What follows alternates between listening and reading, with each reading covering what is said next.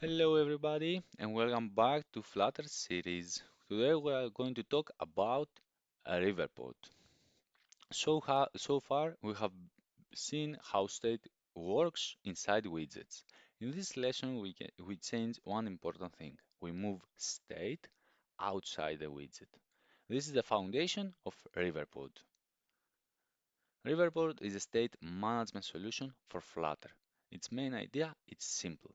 State should not live inside the widgets. Widgets should only read state and react to it. So what is a provider? A provider is a place where state lives. It holds data.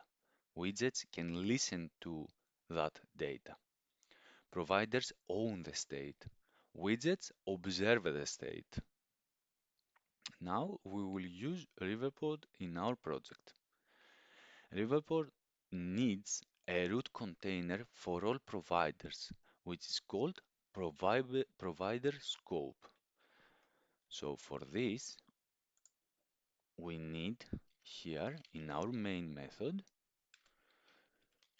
to add after an app const provider scope. And then inside the provider scope, our application.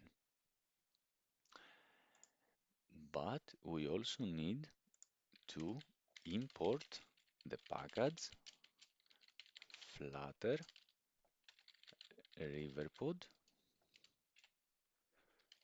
Flutter Riverpod dart.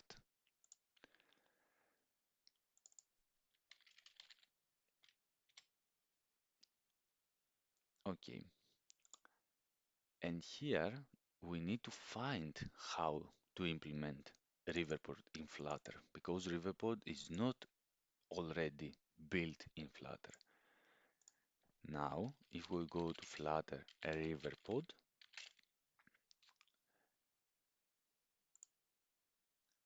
you will check here in pub.dev that Riverpod is this one.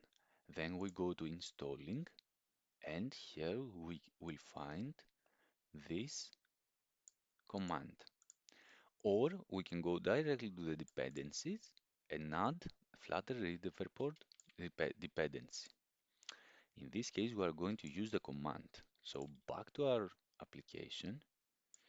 If we choose a terminal, then paste this command and hit enter, Flutter is going to install Riverpod.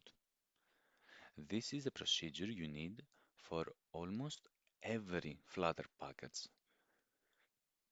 And then to ensure that everything is fine about the packages, you can run flutter pub-get. Most of the times when you run your application, flutter pub-get is already running. And then we need to get rid of this const, and we need also to add, oh, this is our child, here is this. Perfect.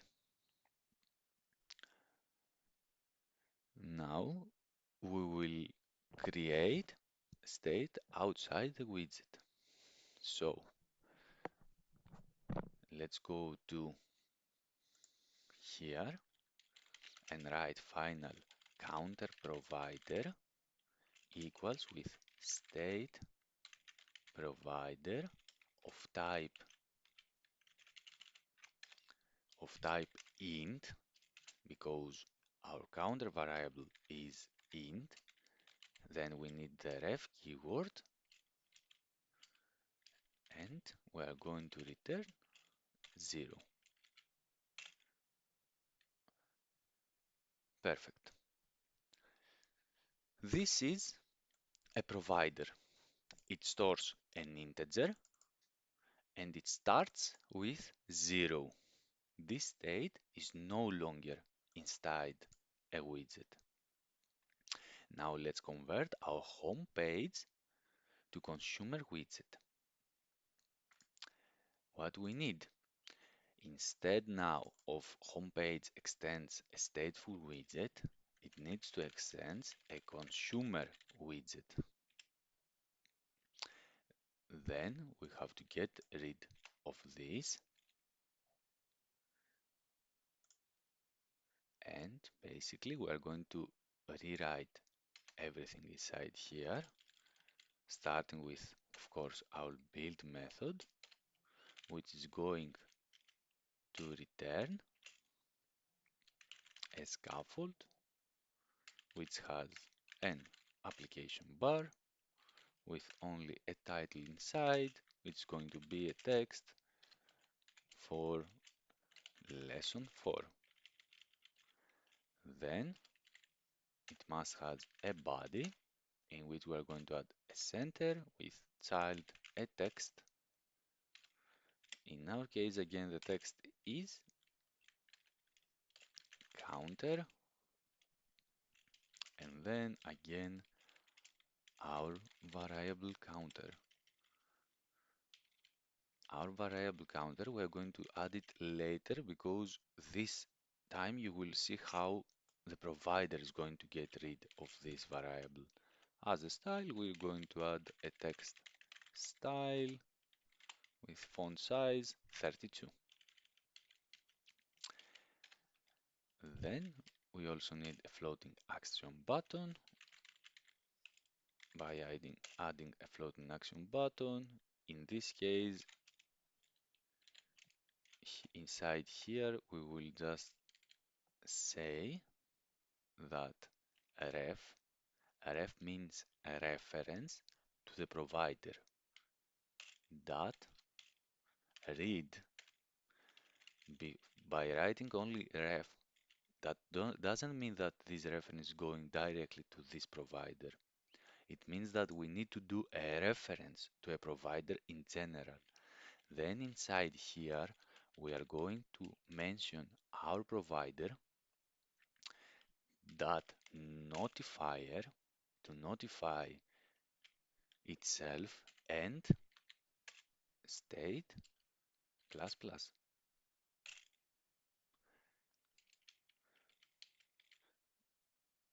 Then its style is going to be an icon using the icons library for add. And here we need exclamation mark. The part that is missing is adding here that a final counter equals with a ref, again the reference, now watch the counter provider.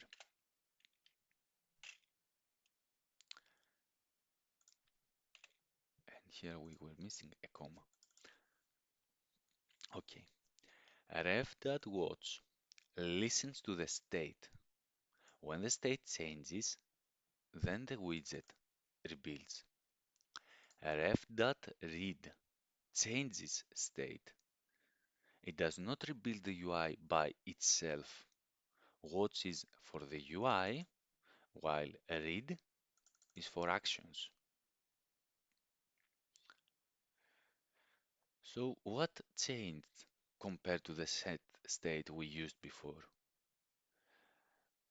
Because now we don't have any, and we don't need this right now, we don't have any set state because this widget does not own the state.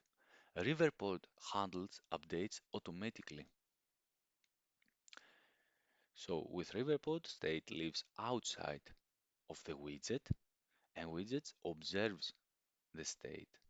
The state changes trigger rebuilds. I think this model scales much better. And why this is better? Because this allows us a shared state, which now we can use everywhere, cleaner widgets, and better structure. And in general, the UI becomes simpler.